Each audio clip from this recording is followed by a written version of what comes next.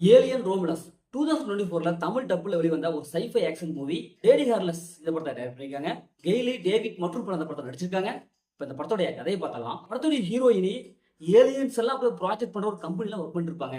ஹீரோயினி ஒரு ரோபோட், இவங்க ரெண்டு பேரும் இந்த கம்பெனில ஒர்க் பண்ணிட்டு இருப்பாங்க. ப்ராஜெக்ட் டைம் முடிஞ்சிடும், முடிவடைகிற ஸ்டேஜ்ல இருக்கும்.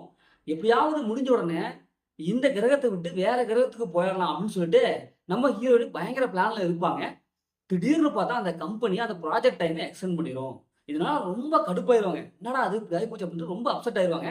இந்த சுச்சுவேஷன் தான் அவங்களுடைய பாய் ஃப்ரெண்ட் ஒருத்தர் இது மாதிரி பக்கத்து கிரகத்துக்கு வந்துரு அப்படின்னு சொல்லிட்டு ஒரு ஐடியா கொடுப்பாரு.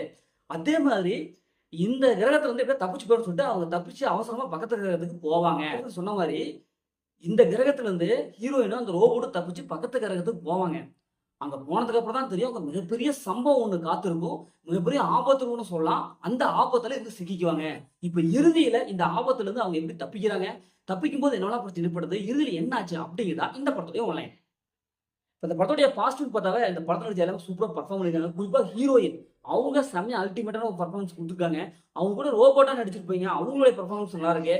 படத்தோடைய அந்த விஎஃப்எக்ஸ் சும்மா அல்டிமேட்டா இருக்கு. ஏன்னா விஎஃப்எக்ஸ் காட்சியாவது என்னடா இது இவ்வளவு தத்ரூபமா கொண்டு வந்திருக்காங்க அப்படின்னு தான் இருக்குது. ஒரு இடத்துல கூட அந்த விஎஃப்எக்ஸ் காட்சி இந்த விஎஃப்எக்ஸ் காட்சி அப்படின்னு தெரியாது. அந்த அளவுக்கு செம்மையா பர்ஃபார்மா சூப்பரான ஒரு விஷயம் கொடுத்துருக்காங்க. அதே மாதிரி படத்தோட மியூசிக் நல்லா இருக்கு. படத்தோட ட்விஸ்ட் அண்ட் டர்ன்ல பக்காவா மெயின்டைன் பண்ணிருக்காங்க. ஃபர்ஸ்ட் ஹாஃப் இருந்து கடைசி வரைக்கும் ஒரு சூப்பரா நம்மளால கெஸ் பண்ணவே முடியாது.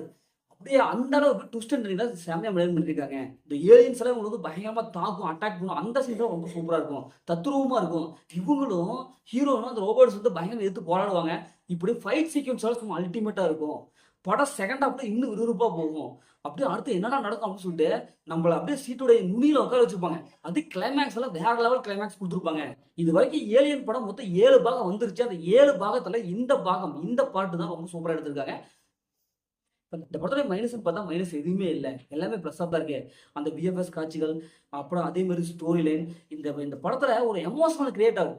ஏன்னா செகண்ட் ஹாஃப்லாம் ஒரு எமோஷனல் செம்மையான ஒரு எமோஷனல் கிரியேட் பண்ணியிருக்காங்க. இப்படி எல்லாமே வந்து சூப்பரா இருக்கு. இந்த படத்தை ஃபேமிலியாக பார்க்கலாம், கண்டிப்பாக ஃபேமிலியாக பார்க்கலாம். படத்தில் அந்த மாதிரி எதுவுமே இல்லை.